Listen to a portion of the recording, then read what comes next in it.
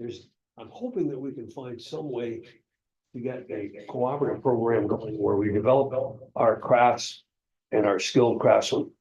And at the same time, develop a 2-year degree so that we can, we can say that these people are college trained, college educated.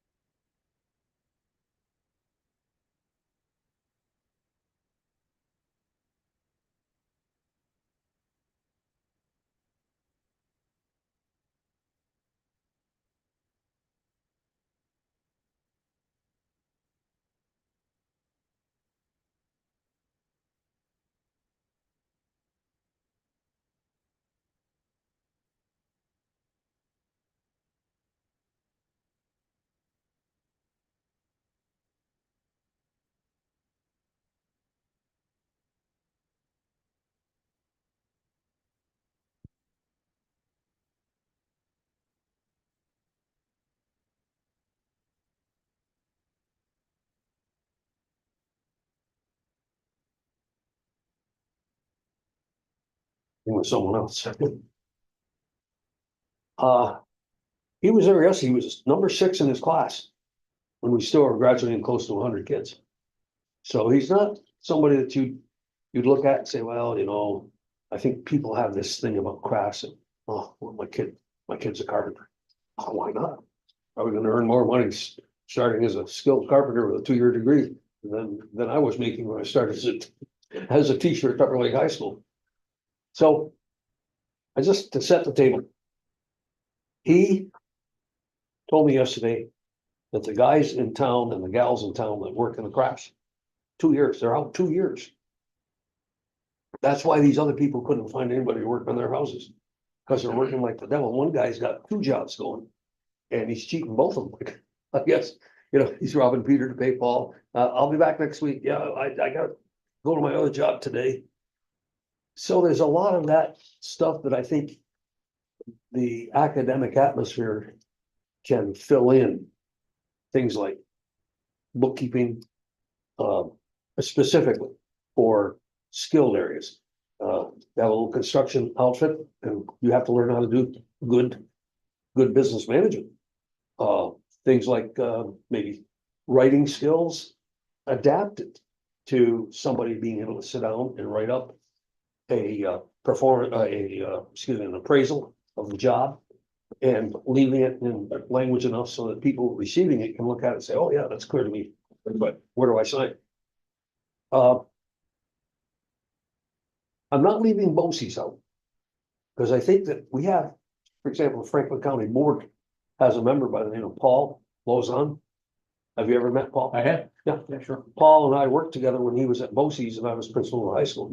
Couldn't ask for a better man to work with. And I think it really is something that would sort of tickle their fancy, especially considering the fact that they're one of our sponsors at North Country, to be able to put this kind of a program together. So I could see a role for BOCES. And I think one time, I'm just digressing a moment, didn't we have some kind of a relationship with the BOCES nursing program? And the nursing program at North Country College?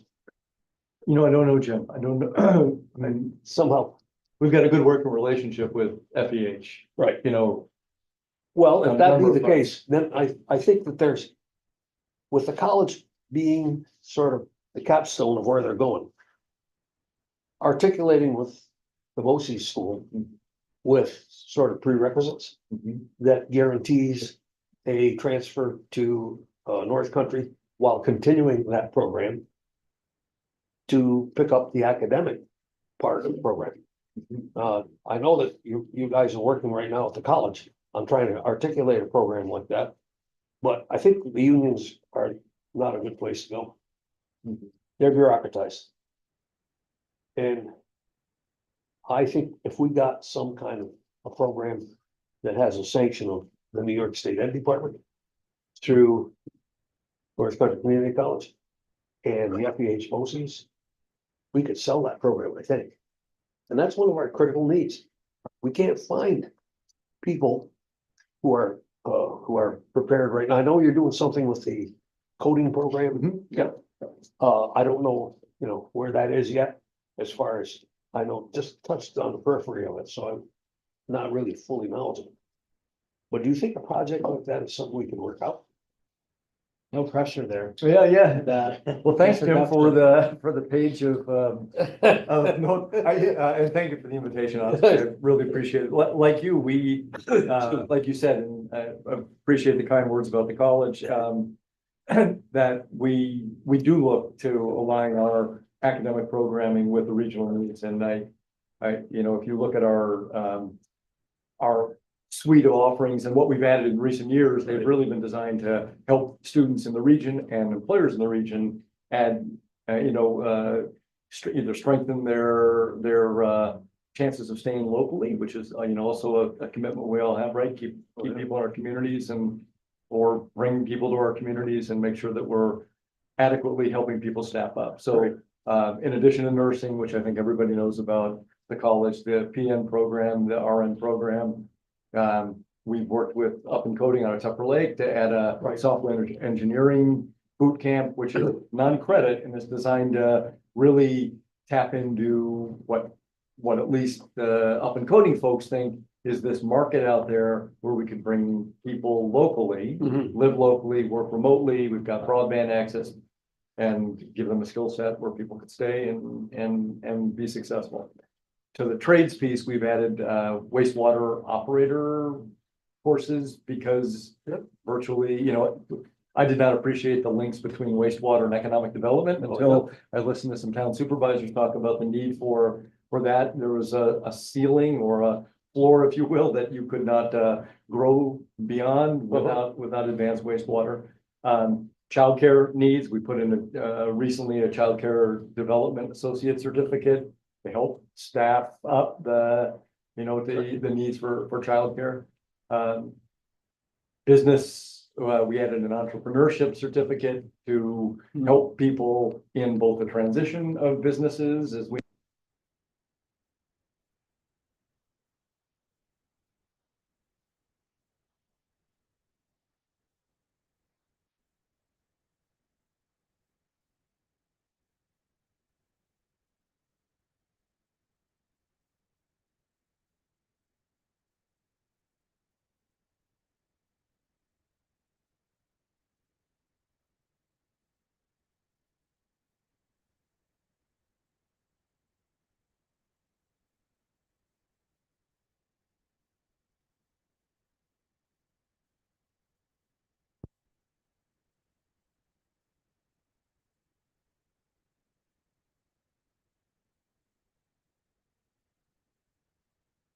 terms of the trade specifically, if you could share with me the link to the Cleveland program, that would be helpful, so I could see what that model is.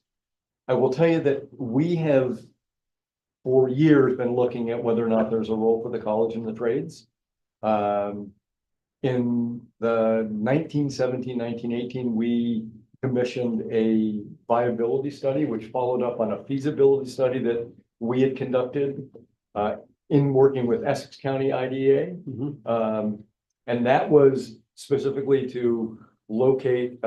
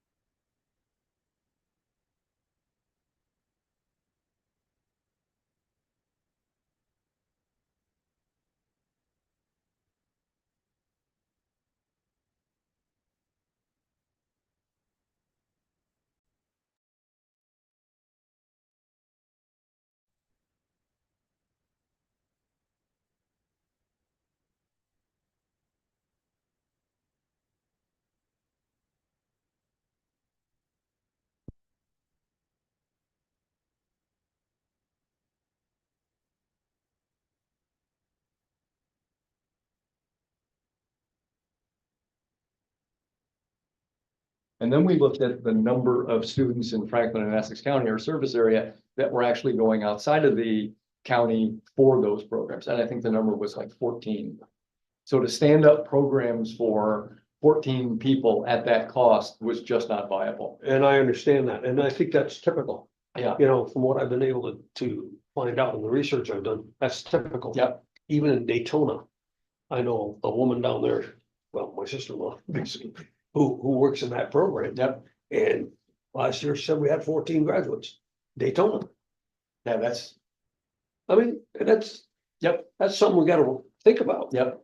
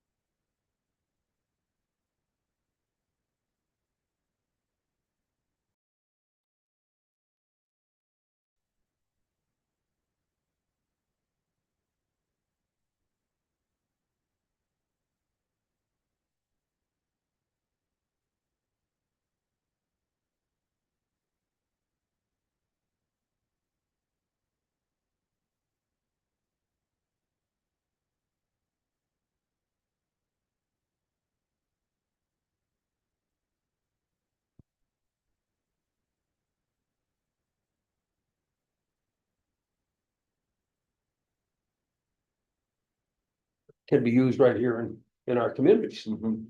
I mean, if we don't have carpenters, there's no way we're gonna be able to take a shot at giving ourselves something good to work with as a community. Mhm. I mean, Tupper Lake is probably not unlike any other community in the Tri-Lakes. There's a dearth. You know, I'm certainly open to if there are ways for us to be able to be helpful with technology and the trades, excuse me, I guess we refer to it as tech, but Yeah. broader tech, but you know, we're not against exploring it, you know, a couple of, and I'm speaking about the challenges Yeah, because, sure. you know, those Well, are I the things understand. I hopefully you can appreciate as Yeah. an administrator thinking about how do I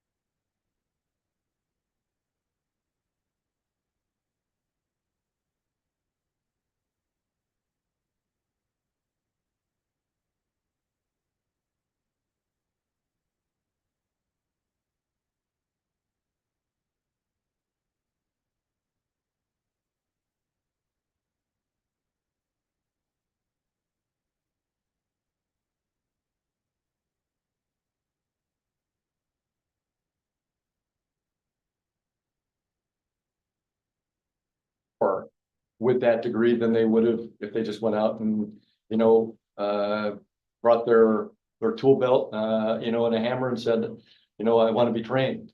And I don't know that. I mean, but those, you know, the Department of Labor clearly demonstrates that is you know, those are the entry level requirements at this point. And then it becomes, how do students pay for that? If we need to be able to get it aidable, right? Because they're not gonna be able to pay for it out of pocket. Right. So in order for it to be aidable, typically it's gonna need to be a degree. Right. So there's a lot of like catch 22s for us where it's not, and then a loan, then you get in. So we would look at all that. At the same time, we're looking at startup cost and capital costs. And for us, we have no space.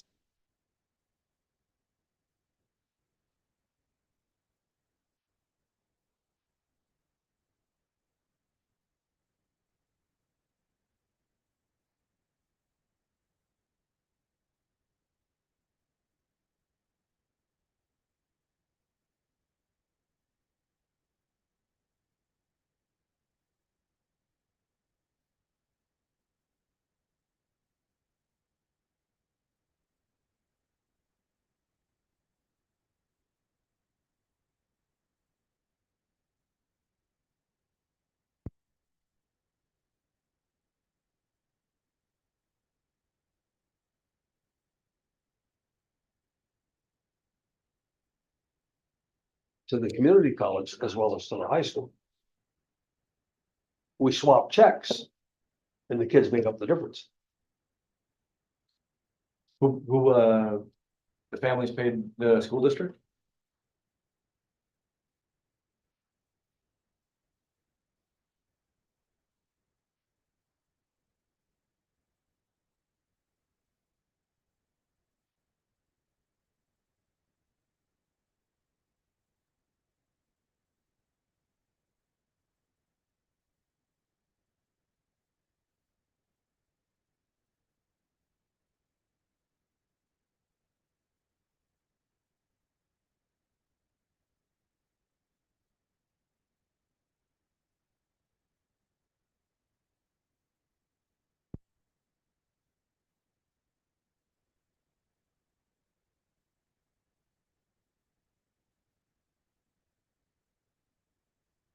No.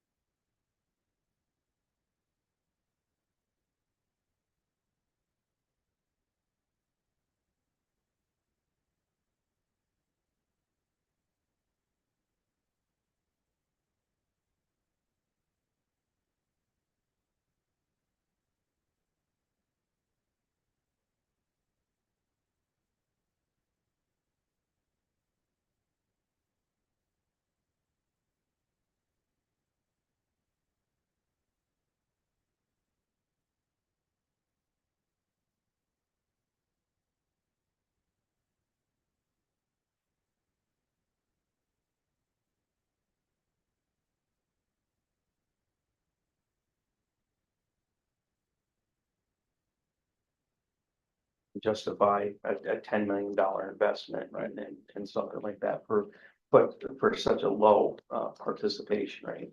So it would seem like, oh, maybe it's just a conversation that has to happen.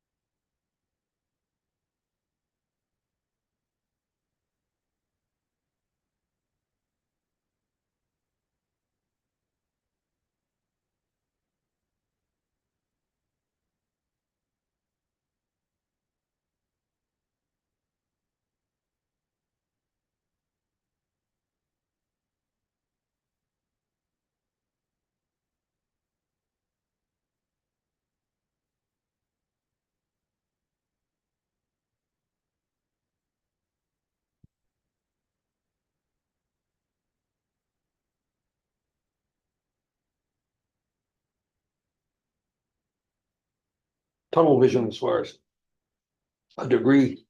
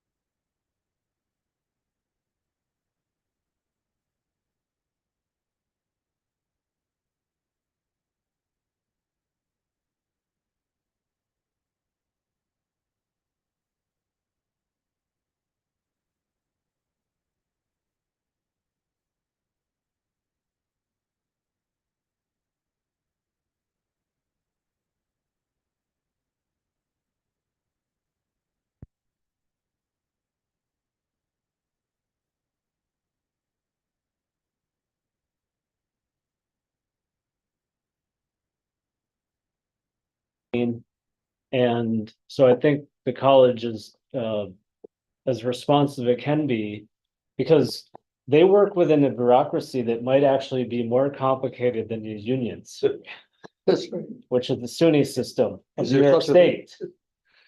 So, but I think the other challenge that I always hear, and it's not like they're ever complaining, but I mean, we just heard like standing up a new program. I mean, the college doesn't have a bottomless pit of money just to like stand up a new program and wait for this.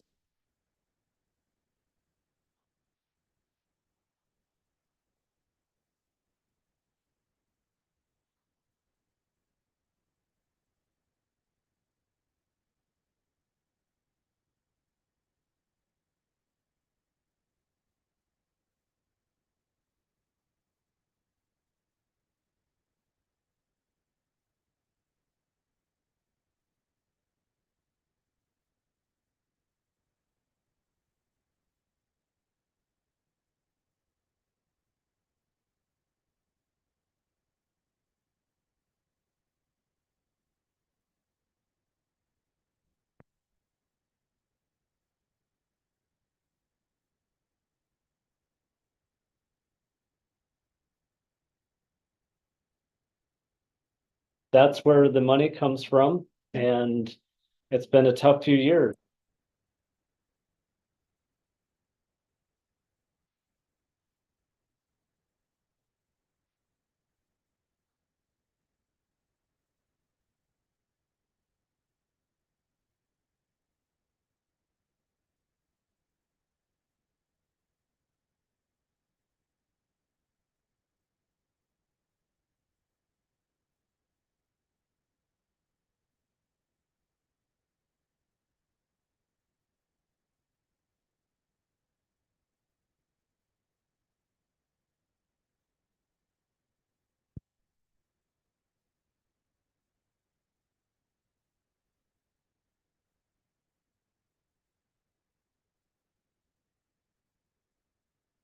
Wasn't here at the time when we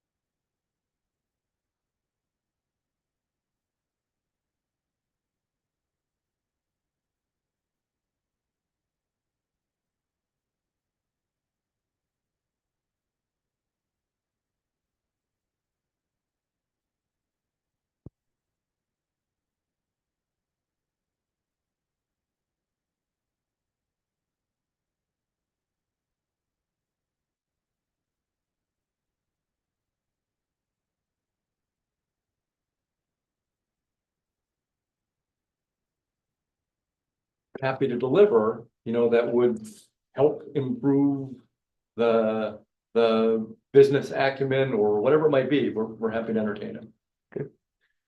Well, let's do it this way. Why don't you, Jeremy, and I sort of triangulate what our next step would be?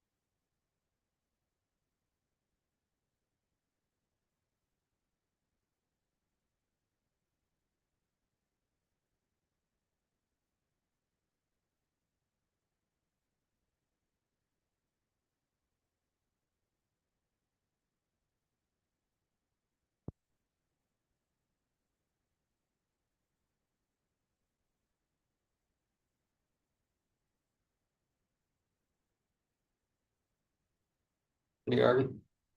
Well, I have to go back to the board. So go back to the board and they gave me $250.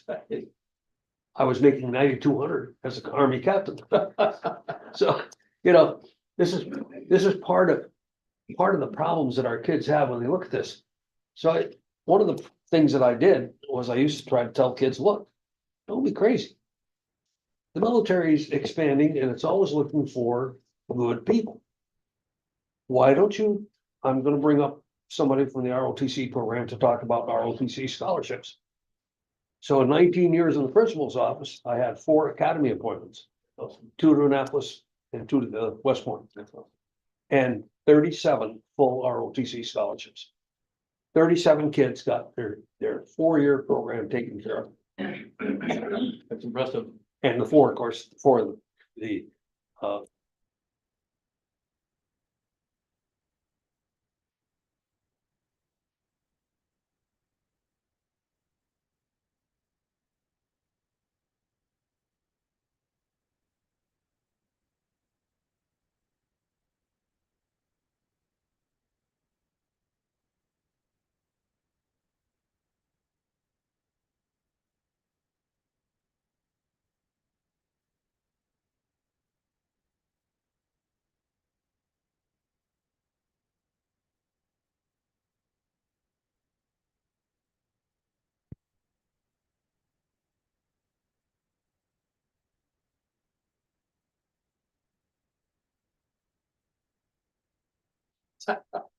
you got exposed.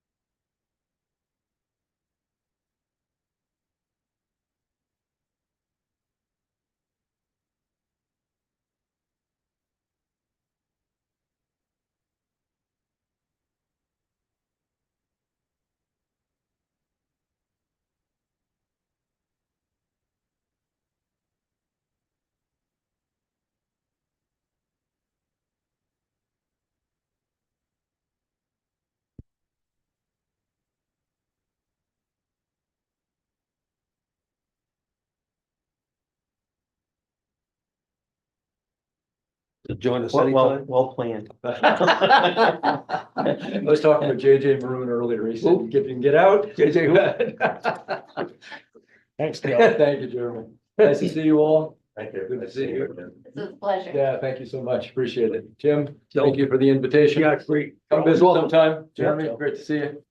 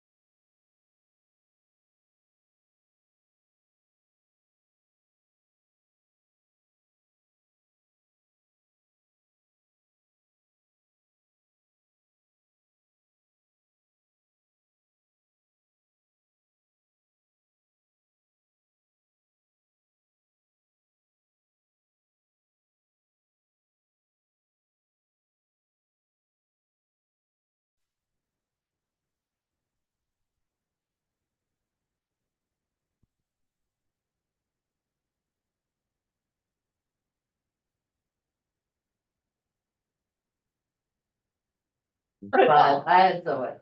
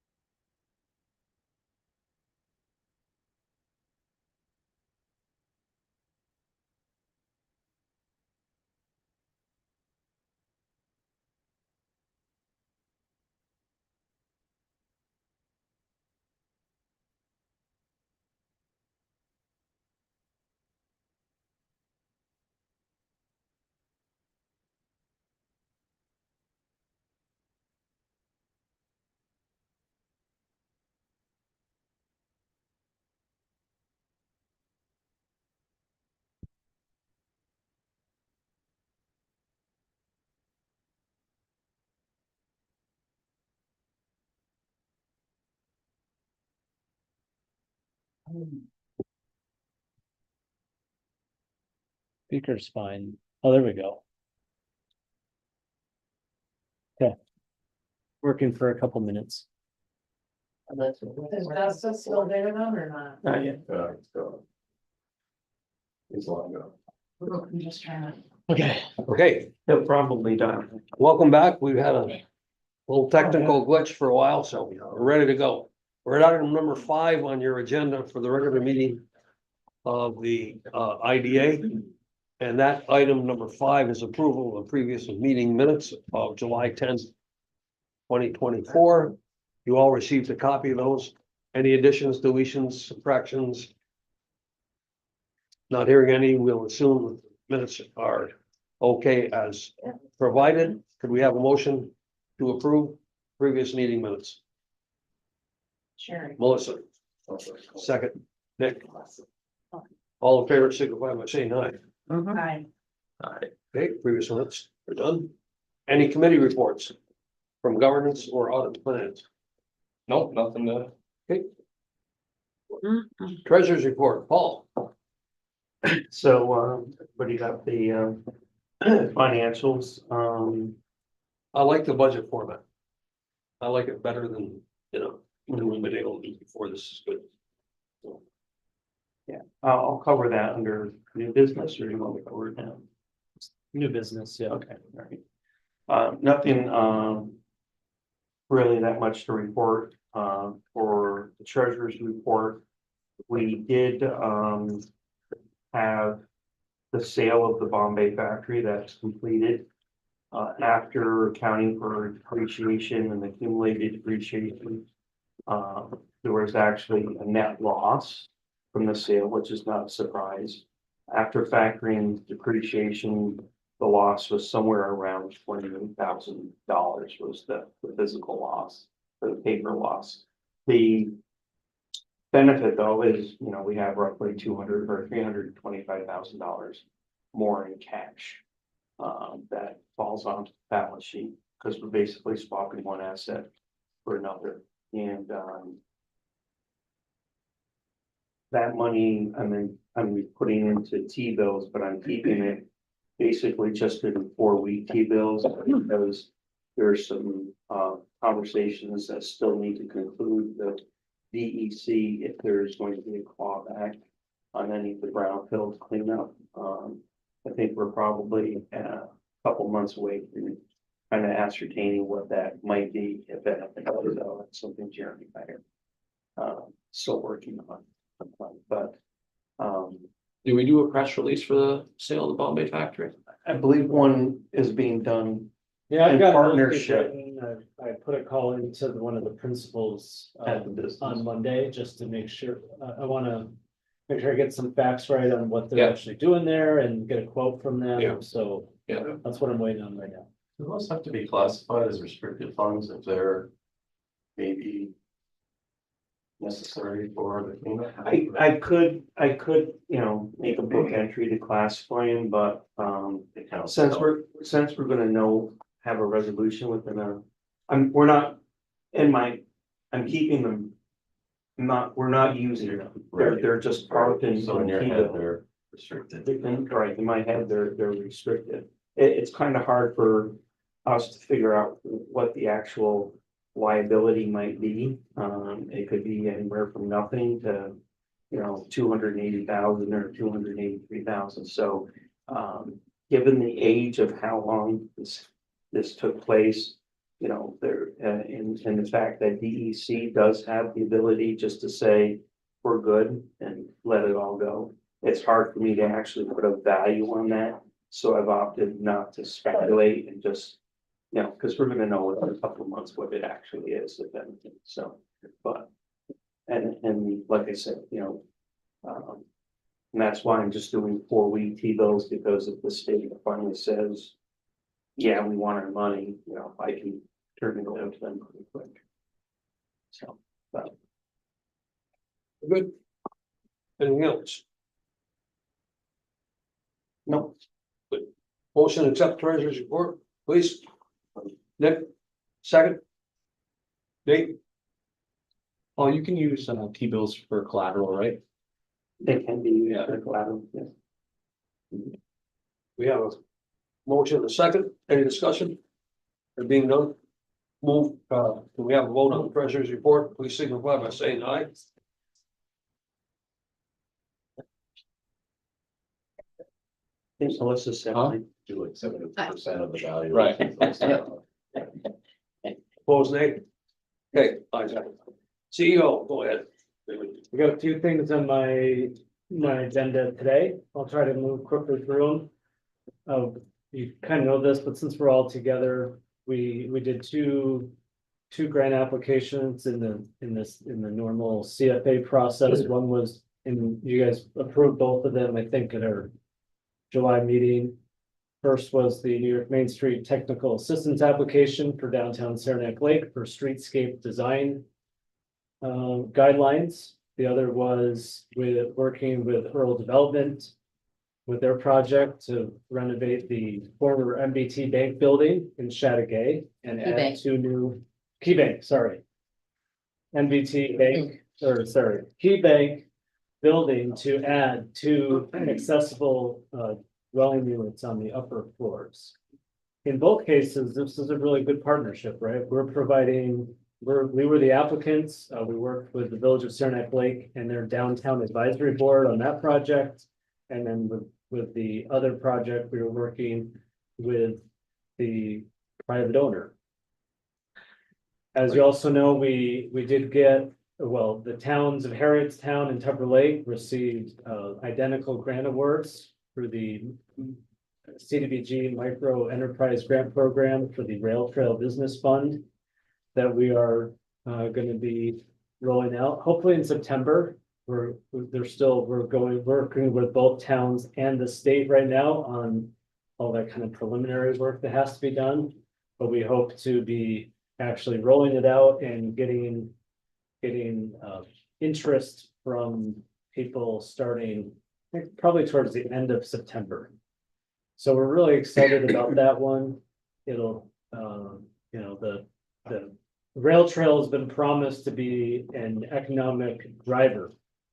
But it's only a driver if people use it, spend money somehow. And so the whole idea here is maybe we can help a business do something that will help them, allow them to make money and attract users so that they can make money by providing a service or a product to rail trail users. So we're really excited about that one. I imagine we'll be marketing for it a little bit too. Yes, Kelly will be marketing, and yes, pushing people. yeah, she's got a whole plan drawn up. Yeah. So now it's just a matter of getting, our application process. The towns need to submit some paperwork, which is due today. Rachel's working on that right now, so. Yeah, we've got a whole plan for outreach. We want to make sure everybody who is interested knows about it. Let's see, budget season, we are early. And that's all been working on this, and we want to be early versus late, because back in the olden days, we seemed to be late, and now we're early. One of the reasons though for this year is obviously, we will be losing Maria to retirement October 18th, and not a day later. She knows how many days between now and then. Maybe hours. hours too. We are going to miss her, but in the meantime, we want to get the budget done and adopted, because we have to submit it to the state through their online Harris system. And so by getting it done early, it gives Maria a chance to make sure Paul and I teach us how to get it into that system and make sure it's all in and completed. It's due at the end of October, but she's leaving October 18th, so we want to have it submitted prior to that. And again, so related to that, we're going to talk more about the transition plan in an executive session in a couple minutes. And then a couple other things really quick, so let me just pass these out and then pass these out. First, I'll talk about the Adirondack Foundation Special and Urgent Needs Fund. They reached out because they have a special and urgent needs fund that can provide small grants to businesses and individuals who are in need due to an emergency. And so we're going to work with them to try to find people in Franklin County who have been affected by the recent tropical storm Debbie. So we're going to be sending an email out to town supervisors and the legislature. That if you know of anybody, a business or an individual that was flooded out or, wind fell on their house. These are very small grants, but the idea is to get them a little bit of money quickly, just to help them out. And so they need a pass-through. They can't grant directly to businesses or individuals. So we will be able to act as the pass-through. So we're going to be trying to generate a list of potential people who are in need over the next week, and then make a request to the foundation, and then figure out how to quickly get money back out to people. So it might be something like they need to rip out, all their drywall and carpet, and there's a tipping fee that we can cover. Or as Paul suggested to me, help with the deductible on insurance. Really small things, but something that's appreciated. And it's a good way for us to help that bridge the gap between the owners of businesses and the foundation. So if you know anybody, I'll be sending an email to you also that'll have a link to a form that Rachel created, just really quick, the name of the person or the business, how they were impacted, phone number, email address, really simple, just so we can kind of package it up and send it off to the foundation. And then finally, I passed out an image. Welcome to our office. This is our, like somebody said, our first official meeting here. It's great to have everybody here. The audio, it seems like we're back on track for the video and audio. It's been great to be here, and thank you for all your support working through that. Citizen Advocates was great working with them to get the lease, but they've been great since when we've had questions or things need to be taken care of. They're super responsive. So it's just been a wonderful experience. What I passed out, because I'm working on it right now, is a rendering of a new lofts building, one of two new lofts buildings in Saranac Lake. Where we are hoping to move McCary in our Saranac Lake office as of probably early next year. So the first page is an image of what it's gonna look like from Broadway down by the fire station, next time you're down there. And then the second page is the floor plan for the new space. It's bigger than here, but it has some similar layout to it. So since we're working on a lease with that you'll see, I don't know, maybe in a month. Just thought I would share that for plan. Looks like the I outside, think that's my update. outside rendering looks like. Yeah. And that's brand new construction where it says the carry. Correct. Yes. Because they had to take down the other buildings that were on that spot. Yep. Any questions for the CEO? There being none, can we have a motion to accept CEO report? Nick, second? Nate? All those in favor, please signify by saying aye. Aye. Opposed, nay. Old business. We don't have any old business today. I don't know if anybody else does. That's the question. None? There being none, we'll move on to number 10, new business. Jerry, could you explain these resolutions? Yeah. Before we, Yeah, sorry. well, let me do it this way. Let's get, we got three resolutions, 24 -12, 24 -13. And the budget discussion will lead till, later, in this process. So we have two resolutions. Let's do, a motion to accept for discussion resolution 2024-12. We have a motion to approve resolution 2024-12. Sheet 12. Melissa, second, Doctor? Yeah. Oh, okay. second, Yeah. Nick, What? nothing, we got it on the floor so we can have a There we go. discussion. Okay, so in, I think 2018 or 2019, we approved a pilot agreement with Oya Solar to construct and operate a community solar project on State Route 122 in Constable. It's been operating for a few years, and by the terms of our agreement, the company has to notify us, and we have to accept any transfer of ownership of the project.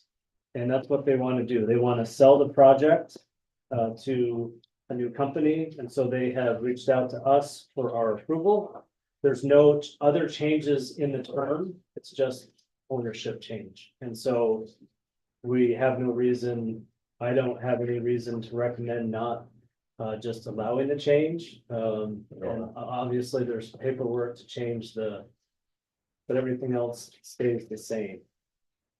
Question? There's no like due diligence on the new company, or we don't have to explore who they are, what they are, or what? Am I missing something? They're just changing, they just sold the company or just changing hands? Selling the project. Yeah, Yeah. okay. I'm not aware, yeah, I don't know if Justin and Harris speech, what level of due diligence Oh, he okay. did. Okay. He didn't raise any red flag, Oh, so that's fine. but I can ask him because there's actually will be closing paperwork. Okay, So between now and then, so I can certainly just touch base with them just to make sure that we're not selling it to a company that will now uphold its end of the bargain. okay. Yeah, Further questions? Good question, thank you. Any I was pilot- about to ask, we're satisfied that we have received what we needed to get out of this? In terms of agreements, Yeah, well, the big trick is next January, after we send out a new pilot invoice and making sure that the new company pays. Back. that's the due diligence part, like, Right. So- shouldn't we get their financial statements or some? Where are they incorporated and what are they all about? Yeah, I'll ask that question, Okay. Justin. Yeah, that's a good point. We haven't done one of these before, so that's good. Okay, I'll get 3 years of audits to find out real quick what they're all about. Mhm. Nate, you had a question? That's exactly what I was gonna say. Okay. Thank you. Any further discussion? I guess what I would do is if there are anything like that and feel nervous about it, we'll just bring it back to the board before we sign anything. Sounds good. Thanks for bringing that up. But you still need to move forward Yes. on the resolution. But if there's. So Right. we're gonna vote on a resolution where we don't have all the details. I thought you were gonna wait, table it. Oh, Do you well, get that? it's up to you. I would recommend approving it and trust me that if there is something wrong, I haven't connected with Justin directly to say. Have you checked their due diligence? I don't know if he has or not. I presume because he didn't raise any. He's been working with That's their our attorney. attorney for a while. Yes, That's- sorry, that's our our Our attorney. bonding attorney. Yep. So it's an answer I should know and I don't, so I'm glad you brought it up. I presume he does know, so I wouldn't want to hold it up unnecessarily. The resolution presuming- just simply say gives you the authority to sign the documents. As long as those issues are resolved with Justin or something like that. Yeah, well, it doesn't have that condition on it. Gotcha. The way it's written. Would you suspect that we should attach a condition or not? I mean, we can, it's. No, I'm just asking, Yeah, yes. we can What's the certainly timing have of that in. everything? Like, does it have to be done yesterday or No, maybe till the next meeting? yeah, we can. Get the I don't facts know. and- Yeah, I don't know what their schedule is, but it doesn't, they can. Motion They have to table some- until the next they have meeting. some they'll have to sort wait of, for us. Critical timeline Yeah, that cannot wait. We'll get the answers to the questions and then if we feel it's merits it, we could ask for a special meeting. okay. That's fine. That works for me. So where are we? Tabling? Yep. So you're Well, looking for a motion to Looking at, table. we need to amend the motion. Yeah, amend the motion. Well, that's what I'm trying to figure out in my mind. There's a first and a second, so we now need a, We need a motion to, table the proposed resolution 2024-12. I'll make a motion. By Nate, second. Nick? Any further discussion on the motion to table? Therefore, we will assume that we are voting on resolution 2024-12 with the condition of tabling. Till when? Next meeting? Yeah. No, rest of, Well, when everything gets resolved. well, we'll table again if we have to next meeting, that's all. Yeah, okay. Okay. Go ahead and call the roll, Maria. Okay, Sherry Boye, Yes. James Ellis. Yes. Archie McKee is absent, Melissa Mills. Yes. Nate Manette, Yes. Clyde Rabidou is absent, Nick Russell, Yes. that's adopted. Thank you. So, Thanks, Maria. Now, second, we have resolution 2024-13. CVC real estate agreement for the Bombay warehouse. The quick explanation was given by Paul. Is there anything further that we need to know in order to vote on this particular resolution? I need to put it on the floor first, I'm sorry. Okay, good. Go ahead. I'll make the motion. Put it on the Motion. floor. Motion to approve 2024-13. Sherry, second. I wasn't motioning to approve. I had a question. Well. Well, you gotta let's- bring let's it get to the on floor. Yeah, but you said approve, so. Okay, I'm making a motion to put it on the floor. 2024-13. Second, anybody? Melissa? Okay, discussion. I thought you said we sold the Bombay warehouse. Sold the Bombay factory. Oh, back, okay, that's what I need to clarify. Currently lease. Is it main lease? But the Is that a different, no, the warehouse. So they're on the corner by the water tower. There's Right. a small building there that was previously sold. Okay. Drive down that road between that building and the water tower, and there is a warehouse in the back. There is. Yes, a sizable one. How many square feet was it? 20 something, 20,000 square feet. Oh, So, buried in that. it really, you can't see Probably it. should be Yeah. buried. I mean, for the most part, it's, and fairly dry. But it's one of those things where, I think years ago, if the board had engaged a real estate agent, he probably could have owned the Bombay factory in the past. We always tried to do word of mouth, put it on the website. You know, have a flyer and so, you know, my goal and conversations I had with Jeremy have been, we've got to turn these non-producing assets into cash, and so the money could be used. Not that we spent a lot of money on the warehouse, but the warehouse currently is assessed at $500,000, which is ridiculously high. It could have something to do with the water tower. But we do, even though we're a nonprofit, we still have to pay a It's a lighting district, which is, Fire district probably. somewhere between, you know, maybe around $1,500 a year. Plus we have somebody that goes in there and mows it, so the goal is to get rid of property that doesn't produce anything and get rid of the expenses that are associated with it. So we decided that, you know, with CDC being successful in getting rid of the factory, that let's see what they can do.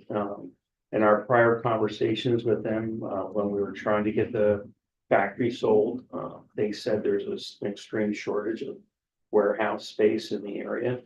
They did say this one's kind of, you know, off the beaten path, but you know, it could be suitable for somebody. It's just a matter of getting the word out there. So, that's the point, is, get it sold, cut the bleeding and put the money in. I think I mentioned it in a weekly update. They liked our idea of subdividing off the water tower, just create a box Yeah. around it. Yeah. And we could make that a little bit more marketable, and then we'll have responsibility for the water tower, but hopefully it helps make the rest of it There's a- less of a liability. Some language somewhere about acreage right around there too. Is there still acreage for sale? We do have, we didn't speak to them about it, but it's not adjoining any of the factory or the warehouse. It's kind of as you're hitting the train tracks. It's on the opposite side of the road and it's along the train tracks that I think was 5 acres. 5 acres. 5 acres. We haven't engaged them on that. This would be specifically for, because I think, you know, there's, I mean, I think probably some commercial, but I think there might, you know, there's adjoining property owners that might be interested. Oh, And so it might not be necessary for us to give a real estate commission on somebody who might have already expressed. oh, interest in okay. that. I didn't know if you just put in the whatever the sale piece is, that option for so many acres of land with the warehouse or something while you're at it. Well, the warehouse itself has about, I think it's about 11. 14 acres. Yeah. Quite a bit of property, Okay, a lot of very wet area. it's very wet there. Yeah. This week is probably really Even wetter. Anything further? Any further discussion?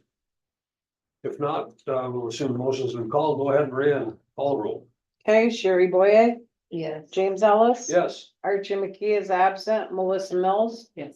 Nate Manette. Yes. Clyde Rabidou is absent, Nick Russell, Yes. duly adopted. Thank you, Maria. Now we go on to the 2025 budget discussion. Just to add on to the last resolution. Well, we will be talking with Matt McCarroll, and figuring out what we need to do to, separate the water tower property, from the warehouse property. Thanks. So, the budget.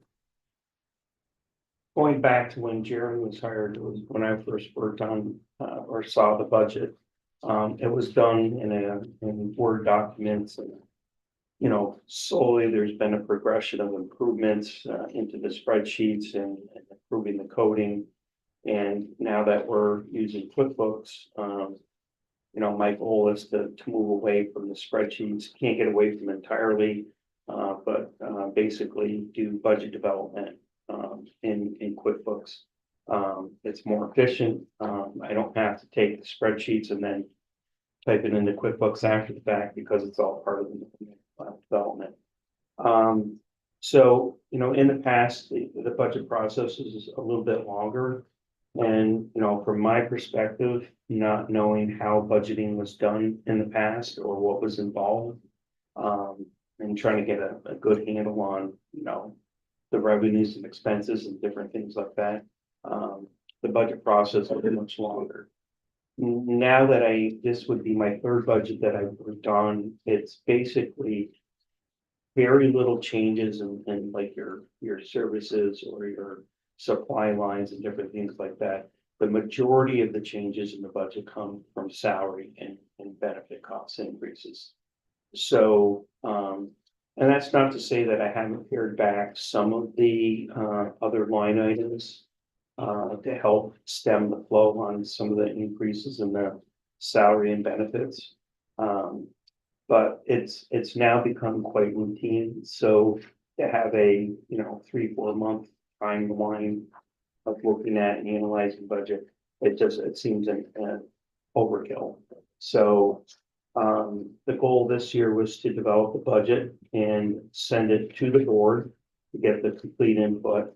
And then if the board felt that further work was needed, it could be sent back to the audit and finance committee to do that work.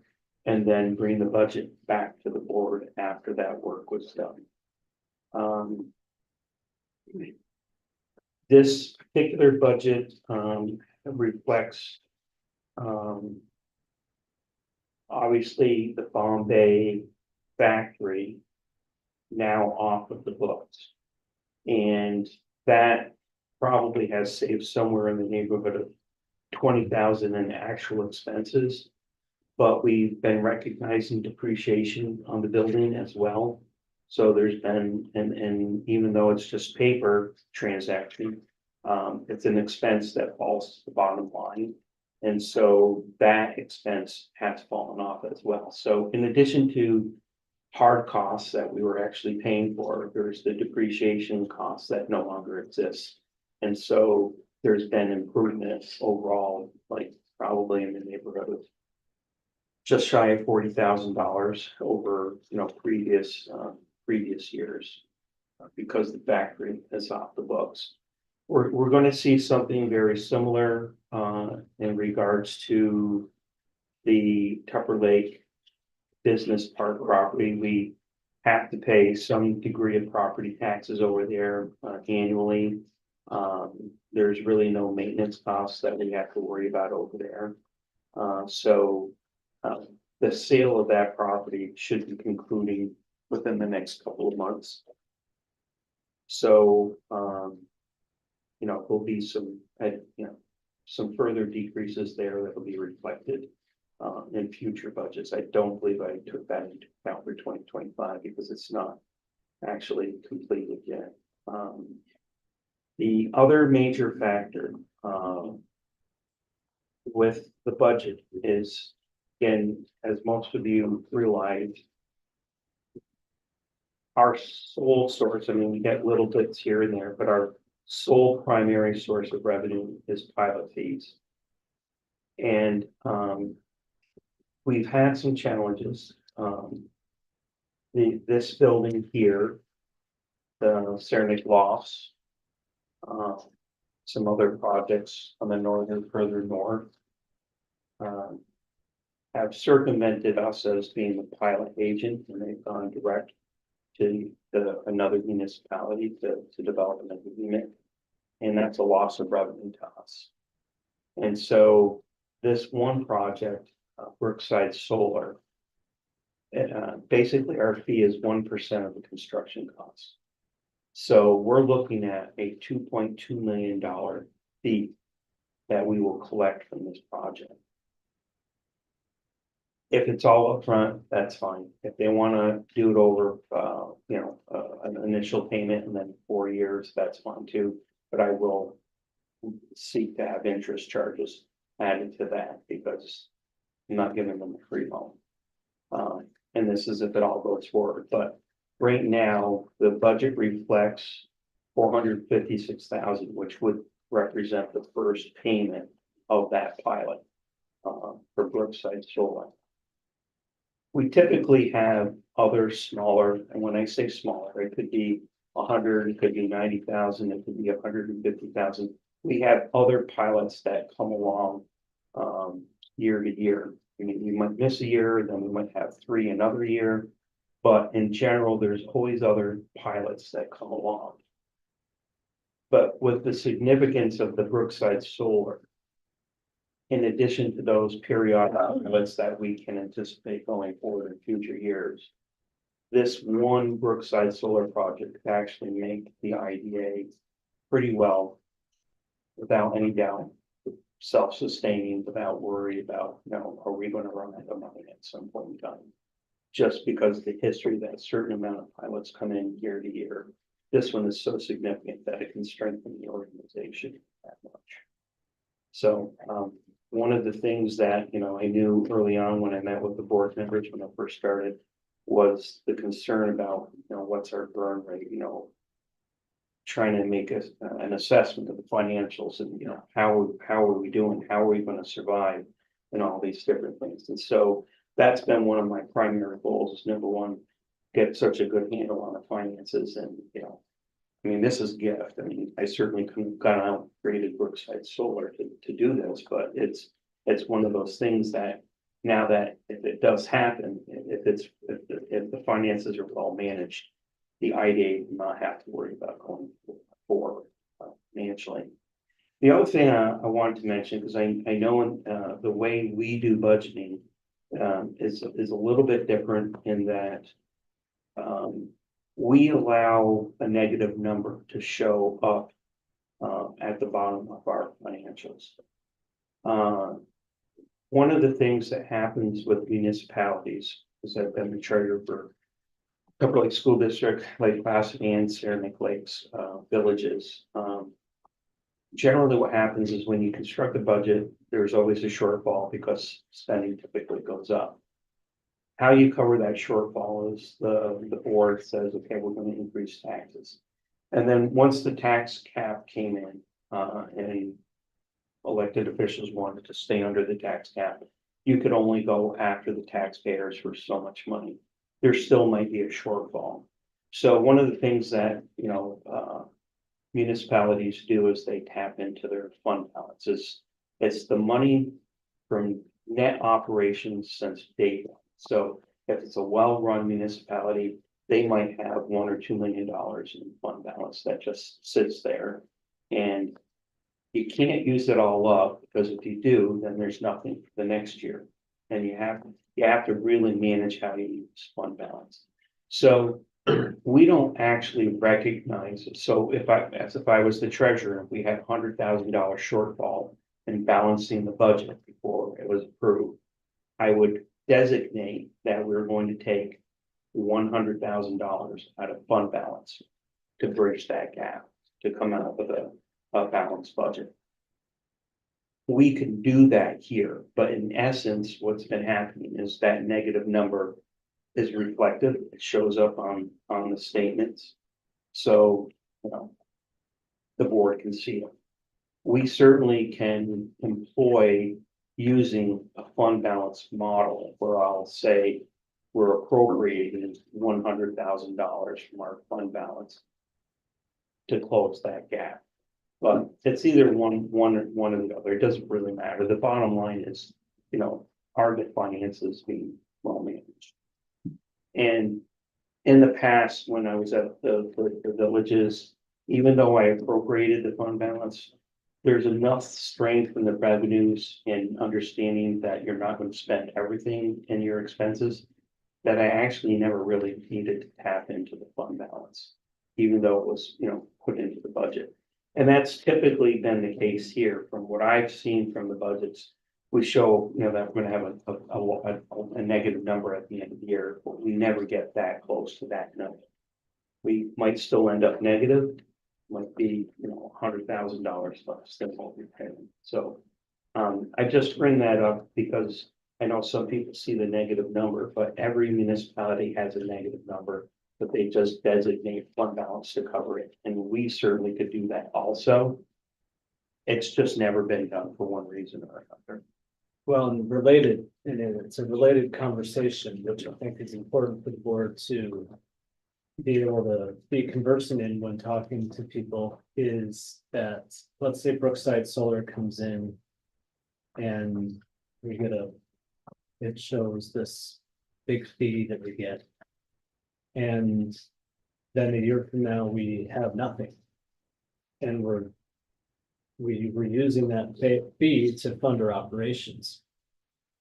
When you work in town or county government and you've got this, or even in the business where you have like more of a steady income, like say with property taxes, and you get it every single year. I have seen where both with us and other IDAs, where people see this giant balance or fund balance that it seems like they're sitting on a lot of money.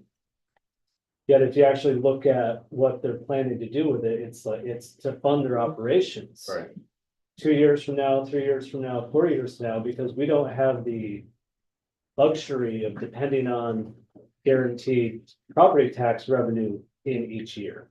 So everybody might see a balance sheet that shows the $2 million in the checking account, whether it's us or some other IDA, thinking they're so flush with cash. But really, that's not what's happening. And I think what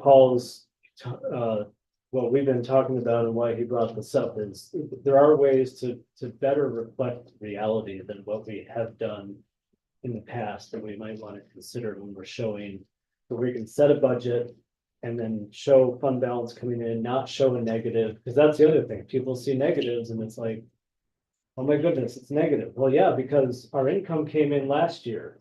Right. So it doesn't show up as income this year. We still spend money and it's a negative balance. So people understandably get uptight when you see a negative balance, but like, you gotta it's hard to, I don't expect the average person to really dive into our budget and figure out how things work. So if there's easy ways for us to reflect it in different ways, for us as a group to talk about it with others, so to help them understand how we operate a little bit different, I think we should look at it. Well, you could put together a 3, 5, 10-year, 7-year, whatever plan that shows exactly where that money's going, future projects, future operations, and just a forward-looking, way Yeah. forward-looking, but you know, there's certain fixed costs and certain things you have to do to operate out the county for different projects or projects you might see in the future, that kind of thing. Say this is where it's going. I Just preempt the discussion. Preempt it. I think, certainly an educational program needs to be done with multiple elected officials, in multiple governments, because my only concern is this misunderstanding of pilots and people's aversion to it.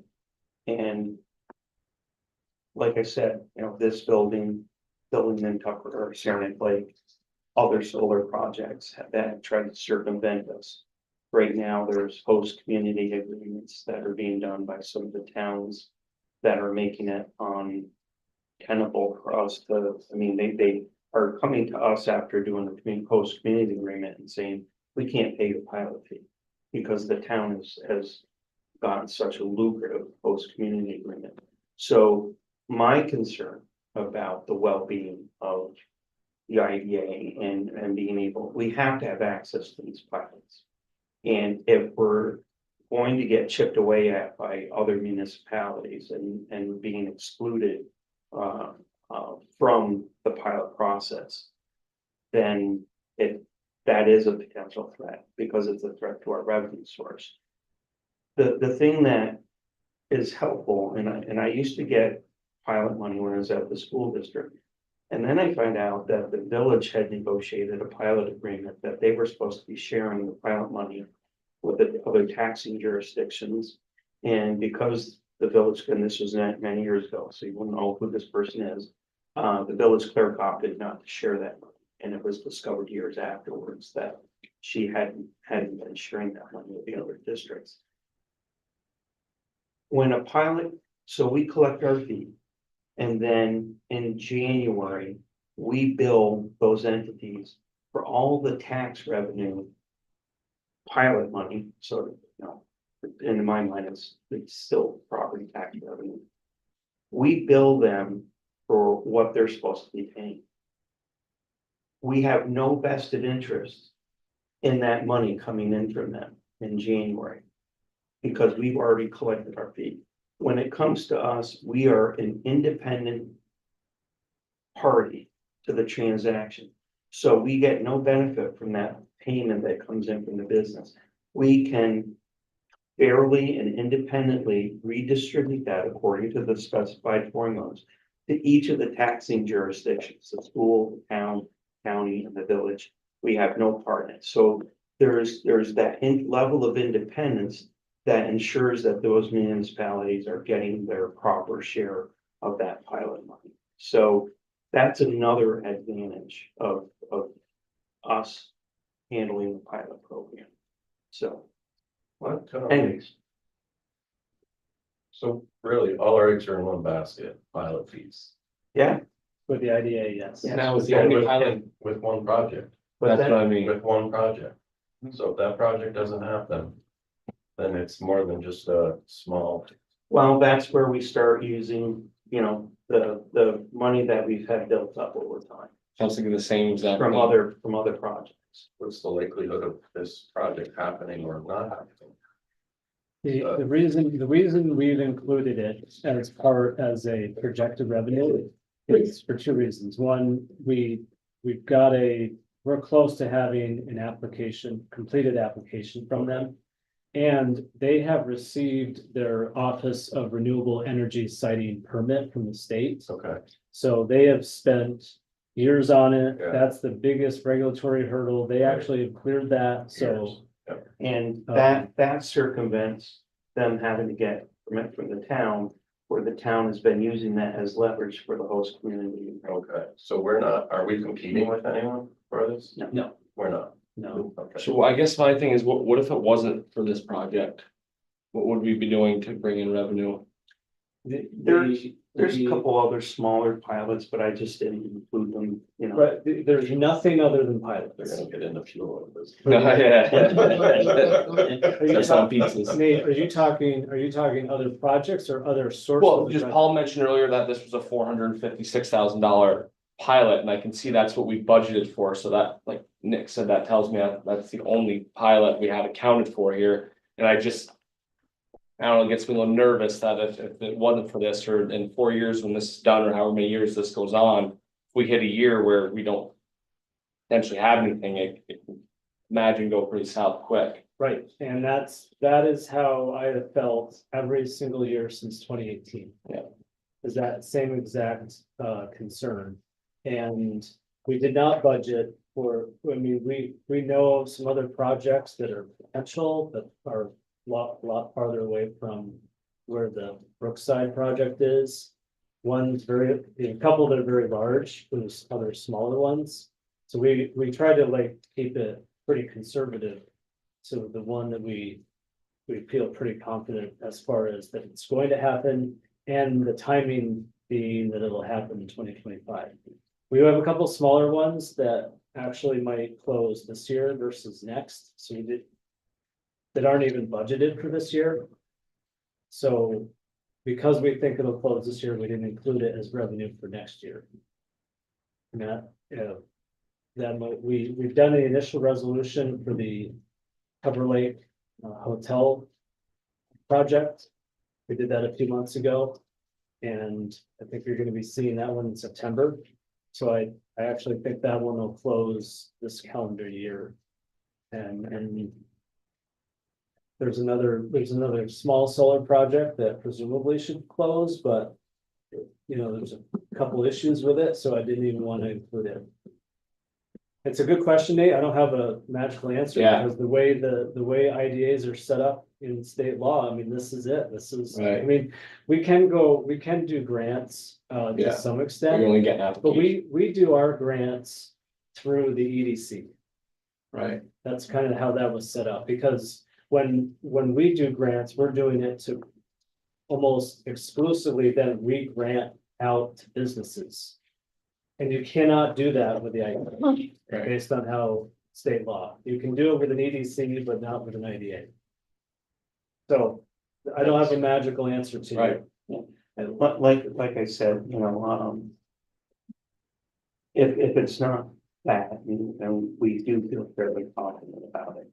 There are going to be other pilots that come along. There's always something that keeps us moving forward. Otherwise, we would have gone out of this existence a long time ago.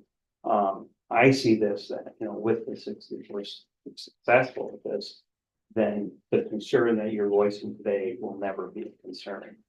So, and that's with the assumption that we will continue to get other smaller pilots along the way.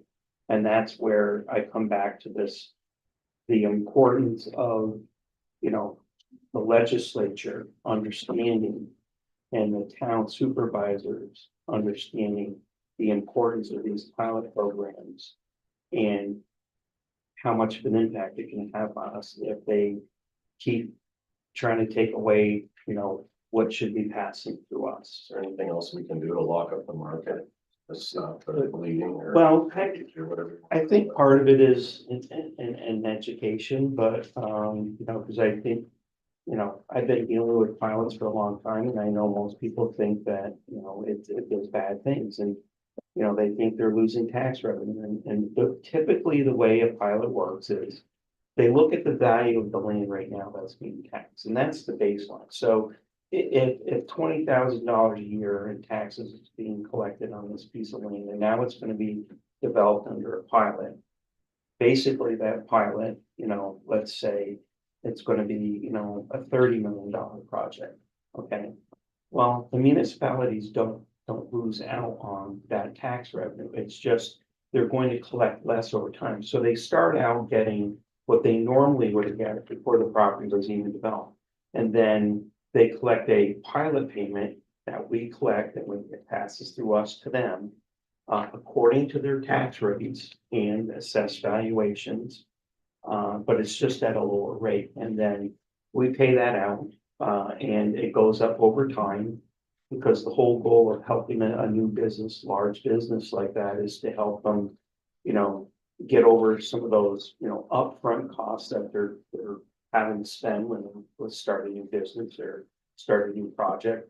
And then after 15 years, you know, the pilot is done, and then it's fully assessed at whatever the value might be at that point in time. Most people think that it's a way of taking away tax revenue, and it's not. It's just they will get what they normally get, and then over time they will continue to collect that. There are existing business exemptions in real property tax law that allows them to already, without going through us, they can take get a 50% reduction in the investment that they put in, and it's graduated up 5% a year for 10 years to get up to the maximum property valuation or assessed valuation. So there are already methods in which businesses can take advantage of, but by going through us, you know, we're collecting the fee, and obviously it's benefit to us. We've got 2 more meetings to get through. I just, on this topic though, Nate, a couple of months ago, we were looking at one pilot, and you had suggested, we talked about it after suggestion you made about spending some time during the meeting just to kind of get into the details a little bit, especially for when the whole board's here and talk about pilots and things. And I've got that mostly put together. I don't know what month it was we we're gonna do it, and then a couple board members were gonna be here. Maria had suggested I do it for this meeting, same thing, plus we had other things, so I really think that's important for us to do as a group. Yeah. But then that's also something that I need to do more of out in the community. I am doing, like, I have done it and it goes really well. I did it I don't remember because I had to dig it up. I did a presentation out in town of Fort Covington back in March for the town board. And as a result of that, a town board member who's also a school board member invited me to go to the Salmon River School District, which I'm actually doing tonight, to give the same kind of presentation. So, and I've done a similar one with the legislature here and there, so. Yeah, which is good. I mean, you should almost be acting as, in my opinion, in my eyes, as a salesman for these. You see a project coming into town where there's opportunity. I'd be all over that, man, especially with how important this is to us. I'd be all over it. And one thing Paul mentioned is important. I mean, in many ways, we cannot force anybody's hand. No, So it's really to what you said is like selling the advantages of it. Of And your, of your using the administration of or using the. idea. there's a benefit for, Right. Yeah. it's And I- more than just us. The slide deck I have actually has a little chart that says advantages to using the Oh, IDA. good. Here's Okay. versus doing it in a different way. Less resistance, Right. yeah. And I think the county's been, I mean, quite frankly, like, we're all learning. I mean, Franklin County, if you look back at history, there's just not been a lot of projects that have been even eligible for pilot agreements. There's just been very few of them. And over the last 5 or 6 years, we've been, I mean, 100 times more active than the past. So we as a collective group of town elected officials, county officials, us, we're all in kind of new territory, which is good. Yeah. Good for us, good for the area, but at the same time, it's a learning, there's a learning curve. And so, getting out more and more. And then the other thing I've learned the hard way is that you get a group trained up, and then because like half of them leave because you have an election, Right, you just gotta keep at it, right? Yeah. So. So just to kind of wrap up the budget discussion, wanted to present it, the board does have the option to send it to audit and finance if they feel there's more work that needs to be done.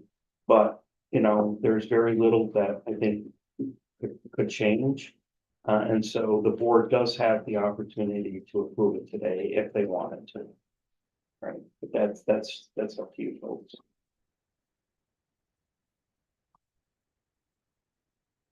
Let's, well, why don't we, I guess, put a motion on the floor to accept. And then during the discussion, we'll see how it sorts out. We discussed it. I'm sorry. We discussed it. Yeah. Well, Kind of. but the question But it is, we wasn't still on the don't have a floor, motion. right? And if we have a motion on the floor, then we can discuss or dispense with the discussion and go directly to vote if that's what you wish. So I'm just giving you parliamentary procedure. Okay. Moved by Nick, second, Sherry. Discussion. Hearing none, we'll assume motion's been carried. Or the motion is on the floor and there's no discussion. All those in favor of adopting the 2025 budget as discussed in just prior, please signify by saying aye. Opposed, nay? You guys have it. Thank you, folks. That's a good piece of work, everybody. Executive session, I think we're anticipating. Yeah, this is for the purpose of discussing the employee, what's the word? The personnel. I can't A remember. personnel matter, that's fine. The employment history of a particular person. Yes, that's the phrase. We need a motion. to go into the next section. Nick, motion by Nick, second. I'll take it. Nate. All in favor, signify by saying aye. Aye. Please indicate the time that we are going into. She's on it. Very.